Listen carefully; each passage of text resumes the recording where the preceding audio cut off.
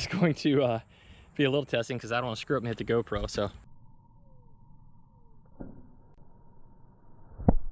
So it's been 15 years since I bought this bow. It's a Bowtech Justice, and I tell you, Bowtech made a great product here. I love this bow, made a lot of great memories with it, and I'm a big believer if it ain't broke, don't fix it. But unfortunately, I dropped this bow out of the deer stand last January, and I didn't break it. The limbs are still fine, but it wasn't shooting right this year. I don't know if the timing was off or what, and I essentially lost my confidence, and to me, that's one of the most important things for bow hunting.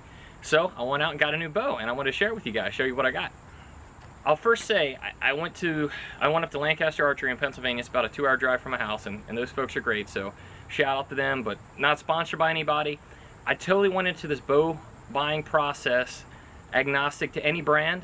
I basically should have blindfolded myself. I just wanted a bow that met the specs that I was looking for. So I was looking for a bow that had a shorter axle to axle length. I don't like really long, like 34-inch bows, just because I hunt out of a climbing tree stand a lot, and carrying a big bow in the mountains of Idaho when I'm elk hunting can be a pain. And I wanted a bow also that had a decent brace height, something that I could feel comfortable with. My budget was $1,600, so that would put me in the range of most of the flagship bows on the market. And then the other factor I wanted was a bow that was lightweight. I didn't want a 5-6 pound bow, because when I'm carrying a bow in the mountains of Idaho for 10, 12 or more miles, it gets heavy. It gets heavy, frankly, you know. So I wanted something that was in that 4-pound range, and I went up to Lancaster, and like I said, those guys were great. I think it took me over 4 hours. They probably sick of me, but I almost shot everything they had. I think I had 8 or 9 bows lined up. And at the end of the day, I wanted feel and performance, something that I felt comfortable with, something that I could shoot accurately. I didn't necessarily have to have the fastest bow on the market. I didn't have to have the most expensive bow, but I want something that felt right to me. So what I ended up with is the PSE Embark. And to be honest, I'm actually surprised I ended up with this bow. The two biggest cons about it to me are nothing against John Dudley. I like John Dudley. I follow a lot of his stuff. He gives a lot of great advice, but I actually don't think this is the best looking bow.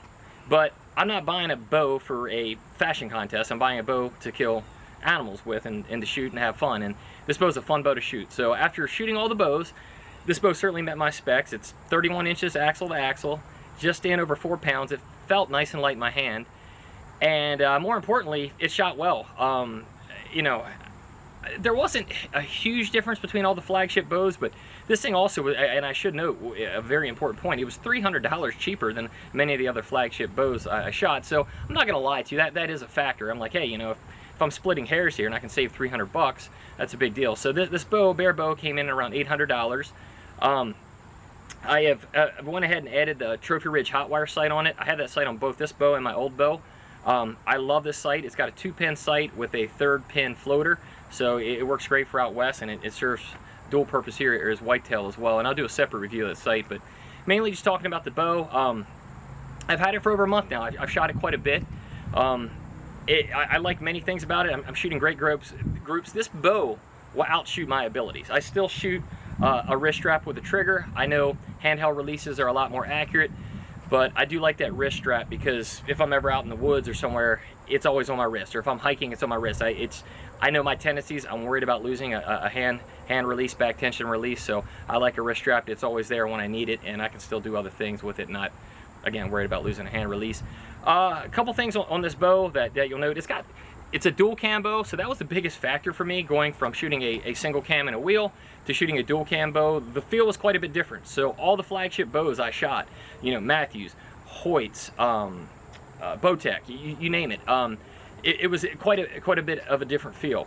The one negative that I noticed with this bow, now that since I've had it and shot it a bit more, it holds release. I think it's got 80% let off. I can hold it for a while, but if I have to let down, it's still hard for me to let down. It's a bit jerky, so that's one thing now after shooting it a while that I'm like, you know, maybe it is a little different. But I'm very happy with it. I'm shooting great groups already at 70 yards. So again, this bow will outshoot my natural abilities for sure, and I just want to improve and get better. A lot of people really knock the plastic pockets on this bow. To me, it wasn't that big a deal. I guess some people think, you know, for that price range, you should have metal or aluminum pockets or what have you. And again, for me, I didn't really like the color pattern. I didn't like the riser is a standard drab green, or you can get it in solid like midnight black, and it's got the Sika Optifade layers here on the limbs. The cams are weird, they sort of stick out a bit, but ultimately, again, it wasn't a heavy bow, met my specs, and it just felt right in my hand. So I only care about performance. I don't necessarily care about looks. I want this thing to shoot right, and since I've had it for a month, I'm very happy with it. So this is the PSE Embark, and 2 thumbs up from me. Okay, so what fun is a new bow if you don't get to watch me shoot it some? I'm gonna take 3 shots here at 20-25 yards and just let you see how the bow operates. Again,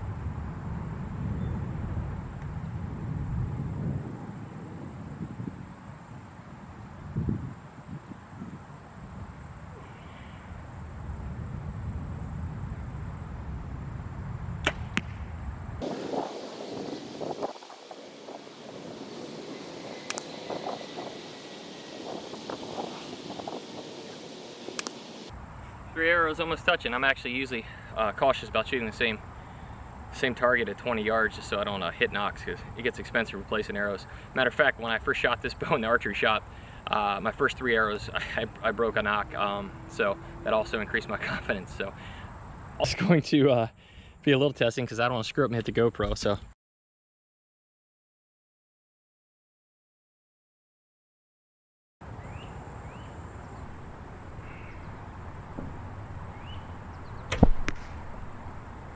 bullseye, knocked the GoPro off though. Ultimately, I'm very happy with this bow, happy with the way it shoots, and I'm also very happy with the service I got from Lancaster Archery. Again, not sponsored by any of either the bow or the bow maker or Lancaster Archery or Trophy Ridge, so I just like all these products, thought I'd share with you guys.